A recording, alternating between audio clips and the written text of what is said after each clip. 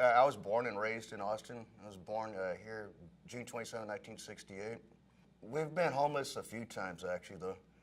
And this last time we were homeless for about a year, and we just lost our apartment, couldn't keep up with it, so I had to try and get back out on my feet, and I couldn't get back to work because I had some knee injuries and an ankle injury also too. So it was kind of hard for me to get work and all that, and pay for the rent. While I was in the woods, my kids were staying with some friends of mine and all that, and I didn't want to impose, and also I kind of, stayed out in the woods and try to get this housing program going again. And I mean, I was moving as fast as I could with a purpose in life, just to get some housing going and to get back with my kids because I missed them so much. I'm just a whole lot happier than some of my kids. I mean, they got so excited when we first moved in. Was it Caritas had got us some furniture and stuff, and we had the mattress downstairs, and we had bed frames, and my kids ran up there the stairs with the bed frame, set them up, and then right as soon as we got a chance, we just zipped right up the steps for those mattresses and all that. They didn't waste any time getting set up. Yeah, it was pretty fun. It was a big weight off my shoulders and their shoulders too.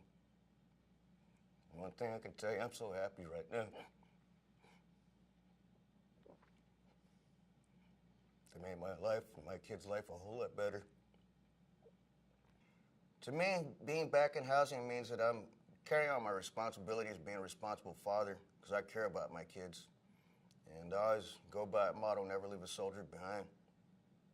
And I always checked on them, but I always said, I'll be damned if they don't have a roof overhead and four walls around them, clothes on their back, and food in their bellies. And my food pantry's full right now. I became homeless because of several felonies that I had acquired in the past that affected me to get proper housing and adequate jobs, so to speak, adequate work. So all of those were the reasons that ended up me being homeless at a couple of times here and there. And it wasn't for any great period of time. I could always get out of it, but it always seemed like it would fall back on that scenario. So I knew that there was something that other things that I need to take care of. I mean, if you stand on a tent on the side of the road or anywhere, if you're homeless, then you can't have people come in and just sit down and just socialize, in a normal sense. And sometimes we can mistake homelessness for being normal, but it's really a very abnormal situation. So we lose sight of the normality of just having a place where people can come and say hello, how are you? Just basic things that we take for granted every day. When I first got my key to my place, it was like, okay, it was like opening up a whole new thing. I would just come in sometimes and just not do anything. I didn't have any furniture or anything, but that didn't concern me. It was all about having my own. And that's, if anybody knows, there's nothing like having your own.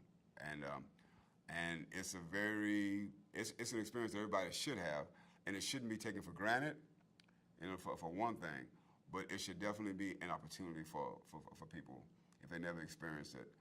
I don't think any vet in Austin should be homeless at all. There's no way. The best thing about having a home, I would say, is having a home. Now, I'm not trying to be redundant when I said it, but the best thing about having a home is you're out the weather. I mean, it's a place that you can call your own. I know I've said this before, but it's a sense of accomplishment. This past weekend, I have two nephews that were trying out for Houston Tilson. They would actually come up and just stay with me for the weekend. And before that, my daughter came up and my grandbaby and stayed. So these are things that you couldn't get if you were homeless. So these are the things that you see. As far as family can come visit me, I don't have to always go visit them. So that's one of the things. I'm a big family man. So that's one of the things that I'm really excited about. Yes, born and raised in Austin, Texas, 1958. I went through a couple of semesters being homeless, and I was like, it was so horrible some days, I didn't want to go to school because your conditions, you couldn't bathe, you couldn't really, cleanse yourself the way you wanted to be to show yourself in the school. So it was hard for those first 5, 6, 7 months, And it's a horrible way to live, man. I mean, you wake up some days and you'd rather be dead. You don't want to talk to nobody. You don't want to communicate. You know, people want to have you dropped off the face of the earth because you don't return calls. And there's nothing really you really can tell someone. You know, you can say, "Well, yeah, I'm over here sitting at this Walmart under this damn tree." You know, so it's like it's a horrible experience. You can't get many visitors when you're homeless. You know. I mean, your children, they're not going to want your grandkids to come run around with you hanging out at some damn Walmart, you know? And that takes away from you. And, you know, grandkids in your life are a big part. You know, I love my grandkids. When I first walked into that small RV trailer that I have, it's a 30-foot RV, I felt like I was in a townhouse. I mean, I was like, man, this is awesome. You know, that feeling, it was like, I couldn't believe the water was running, you know, it's stuff like that, simple stuff, you know, an actual commode, you know, not a makeshift, you know, and it was the best feeling. I mean, it's like Christmas in August, you know, that's kind of like what it was. Like October is like an early Christmas that came, you know. It's like, damn, I opened this wonderful present, I can't believe it, and I sat down and I said, damn, this is your place. You can say I have a home now, and that's a hell of a feeling, man. They gave me that feeling. That first day I walked through that door, I knew I didn't have to stay out in that rain no more, that heat no more, you know. And being a diabetic, it's really hard, you know, to be out in that heat like that, you know. So that was just like, I thought about it like, oh man, most of all my problems are solved, you know. Now I got to do the rest. You know, they helped me to this point, I got to do the rest. But walking through that door the first day was like a whole new breath of fresh air, just like you just lifted all the, couldn't nothing touch you, you know, you didn't worry about anything, you know, like whatever the hell could possibly be bad, man, you know, you didn't feel it no more. So that first day was a real good day, walking into that unit. Well, I lost my leg right after the service, and I don't really. They just told me it was cancer, like bone cancer on the bone. Like I say, I went through a lot of depression right after losing my leg, and I ran to the drugs and alcohol. So I'd been homeless off and on for the last,